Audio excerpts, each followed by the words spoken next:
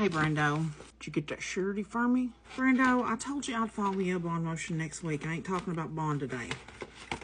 What we're going to do today is watch this new discovery I got, this witness statement from Roxy and Jude. I brought my laptop over so we could watch it together. Yeah, it sort of be good. Is that a new tattoo, Brando? Yeah, I done this another night after I got baptized. Let's see what Roxy has to say.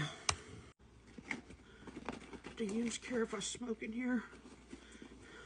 My nerves is just shot. I ain't ever seen nothing like that before.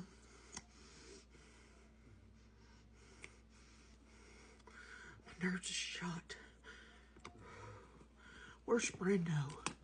Brando's fine, sweetheart. Is Bunky okay? Too soon to tell. This is Deputy Spears.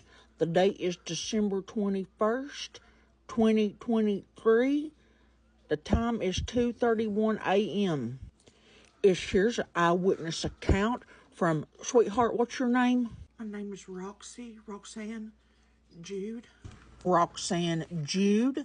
Sweetheart, was you in the parking lot of Marlowe's Country Palace this evening? I was there. Can you tell us what happened? Can somebody get me a pop? I got the dry mouth. Thank you. Just let me get me a drink.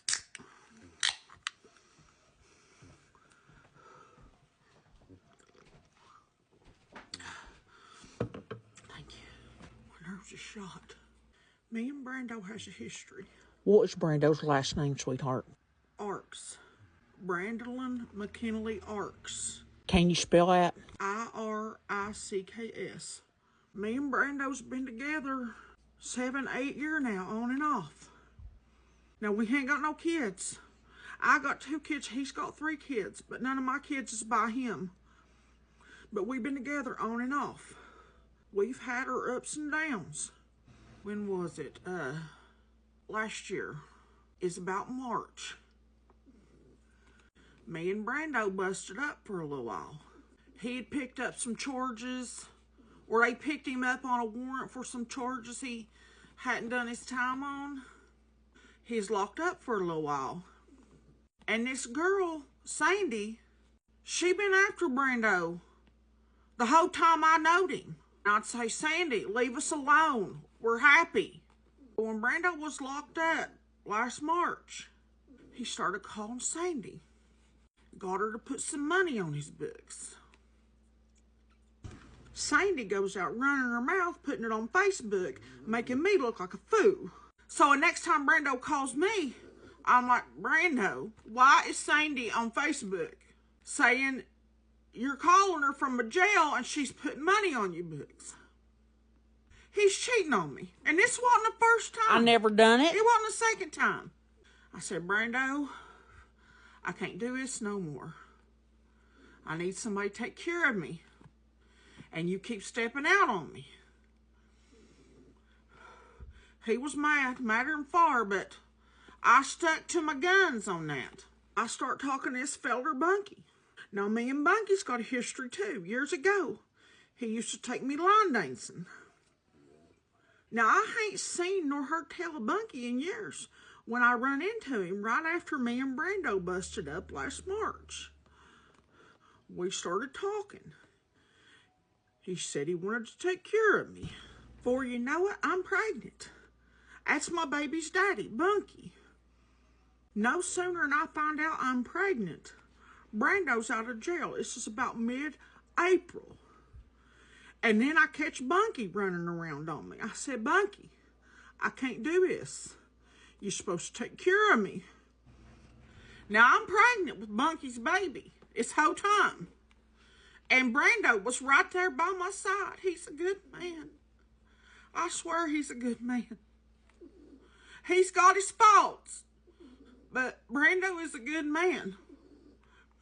Sweetheart, we just need to know what happened tonight in the parking lot at Marlowe's. Okay, well, what had happened was tonight is my friend Tina Jo. She started this business. It's called Pure Romance. And she said, Roxy, You got to come do this pure romance with me. She said we was going to make a ton of money on it. She told me it was health and wellness, I believe. Come to find out, it's sex toys. I knew Brando wouldn't like that. How'd you get to the Marlowe's parking lot, sweetheart? Well, you see, Brando just got him a car. His mama died, I believe, about 6 months ago. And she left him a car. So I called Brando, and I told him to come and get me at Tina Joe's. Brando picks me up at Tina Joe's, and he says, we might as well stop by Marlowe's on the way to the house. We're already out. Now, Brando, he loves to drink, and I've tried every which way I know how to get him to stop, and he can't stop. That's drinking. a lie. So what happens when you get to the Marlowe's parking lot? Brando sees Bunky's truck in the Marlowe's parking lot, and Bunky is sitting in the driver's seat of his truck, and that just burns Brando up. I don't know why. He gets madder than far. I said, Brando, it's over twixt me and Bunky. You need to let this go. He starts stewing on it. The more he stews on it, the madder he gets. I guess Bunky sees Brando staring at him across the parking lot. And Bunky rolls down his window and hollers across the parking lot to Brando and says, what do you think you're looking at, you son of a fishwife? Now, that's true. Now, that just lit Brando up.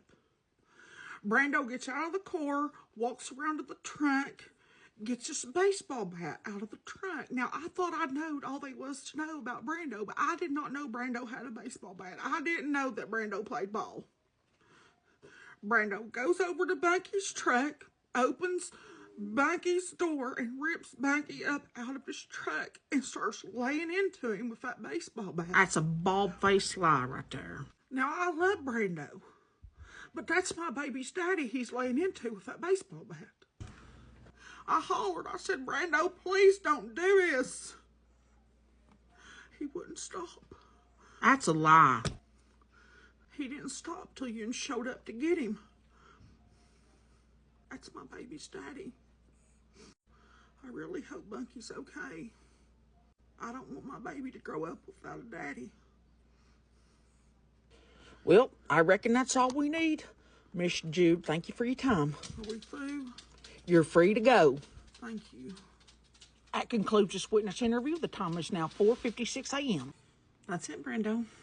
Roxy, what do you have to say about that? The fishwife is lying through whatever teeth she's got left. Can't believe they'd listen to Roxy Jude. It was self-defense. Bunky come for me first. I was just defending my own life and Roxy's life too, but if I'd have known she'd turn around and do this to me, I'd have never lifted a finger for her. That's interesting, Brando, because this is the first time I've ever heard you mention self-defense. You'd think that'd be something you'd tell your lawyer right off the bat. I'm telling you the truth. It was self-defense. All I'm saying, Brando, is if I was you and I'd been sitting in this jail for a month now, and I had a valid claim for self-defense, I believe I'd have brought that up to my lawyer by now. It was self-defense. He was coming for us. I saved that dope hoe's life, and this is how she repays me. Couple problems with that, Brando. Number one, Roxy and Bunky tell the same story.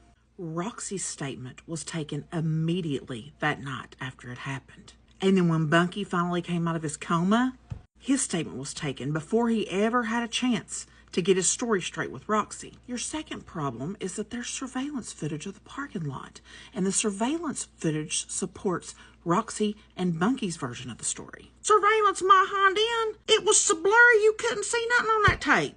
It wasn't blurry, Brando. We can clearly make out your fishwife tattoo on your face as well as your mama's license plate. You're just my lawyer. You ain't got to believe me. Believe that son of a fishwife. Believe that dopo. I'd love to believe you, Brando, but I ain't going to defy logic and reason to do it. Listen to you don't sound like my lawyer, I'll tell you that. You sound like somebody's lawyer, but it ain't my lawyer. Brando, I'm so sick and tired of you acting like I don't work like a dog for you. Of all my clients, you are by far the most high maintenance. It was self-defense. Brando. I'm done here. Brando, call me when you cool down and can talk with some sense.